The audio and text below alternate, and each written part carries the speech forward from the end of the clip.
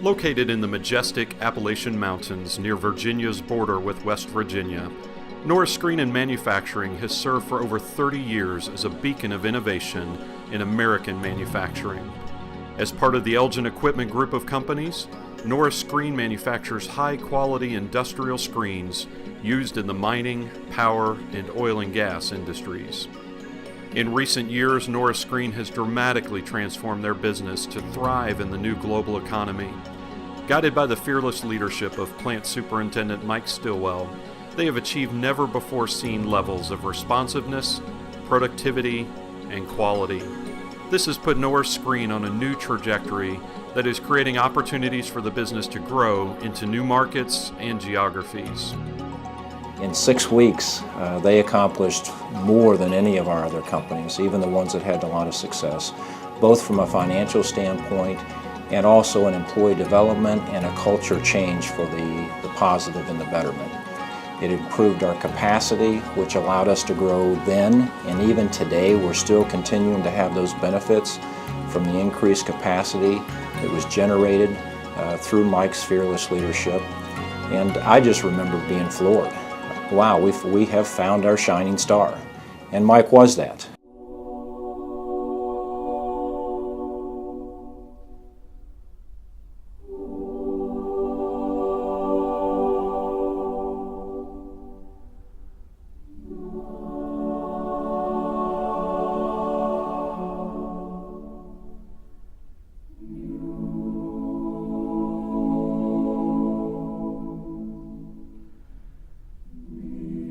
Mike truly was fearless.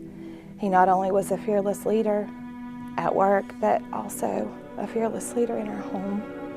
He was just awesome and so full of life and just touched others just by being around him. He didn't have to say anything. He was just so full of life. You didn't have to worry about anything because he was always there, and he just always had the right things to say and just was fearless.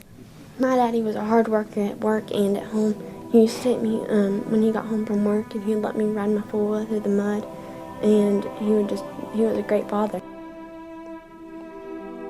The day I was at a ball game and Ernie called and told me what had happened, I wasn't sure. I couldn't believe it. That was just a devastating blow to the business. But because he was a friend. I found it awesome that the name of this award is Fearless, because that's what I always called Mike when he was little. He was fearless. Put a few gray hairs in my head. He was a boy that was up at the crack of dawn and loved life and lived it to the fullest. I appreciate this award. I mean, I think it really tells everyone who he really was.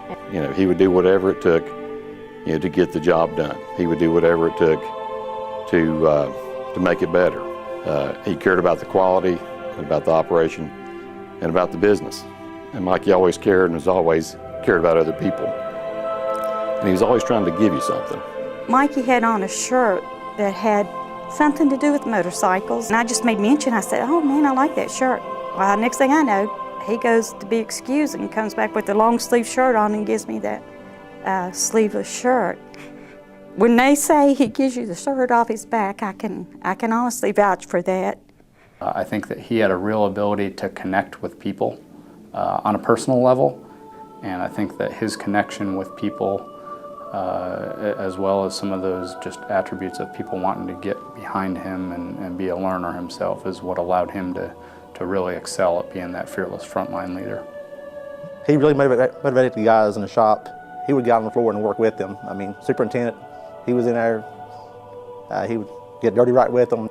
I knew Mikey for about a little over a year. I know him as Pawpaw. I wished I would have known him longer. He was a really great man. If I do a job, I try to do it right. I want to do it not so much for myself, but for the customer, and because of that's what Mikey told me. He said, if you're going to do it right. There is one little place that I hope they never cover it over or tear it out. Back in the hallway between the main shop and my part of the shop, Mike and Ernie got in there one day, there was a ditch line in there. They filled it in with Quickcrete, and probably unbeknownst to Ernie, after they smoothed it all over, Mikey went back and made a little heart and put his initials and Ernie's initials in there. But that was the way he felt about everybody. He loved everybody.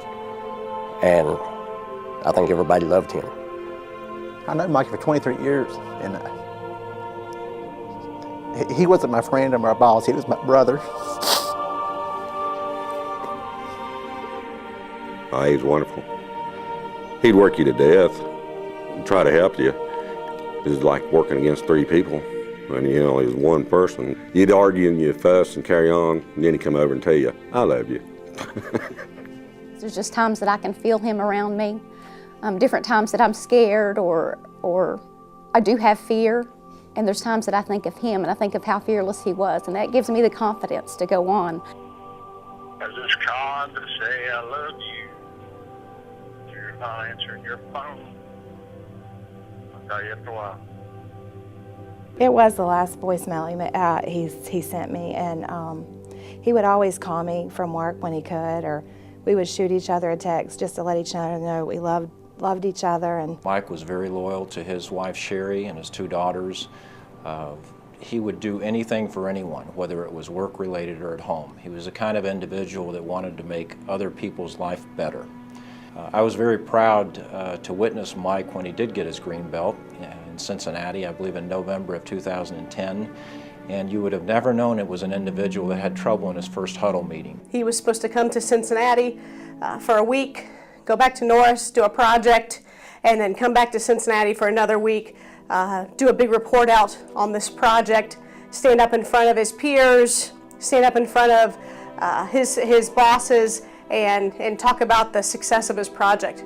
So I started to get these phone calls, and I would pick up, and Mike would always say something jovial and ask how I was, and then he would say in a real hushed voice, "Now Tara, you know I'll pay you if I don't have to deliver this presentation." And Mike came across as if he was a born leader and been doing that all his life. As a matter of fact, he probably could have ran for a political career. If he wasn't so honest, I'm sure he would have probably done that. I think one of the things Mike really taught me was that being a fearless leader doesn't mean that you don't have fear. It means that when you face fear, you run to it and you seek to conquer it. you know, I guess if Mike was here, he would probably just encourage whomever the award goes to just to continue to be, to strive to be hardworking and to be a leader, you know, because in the end it really does pay off, whether it be with your company or, you know, just some self-gratification just to know that, you know, that you've made a difference.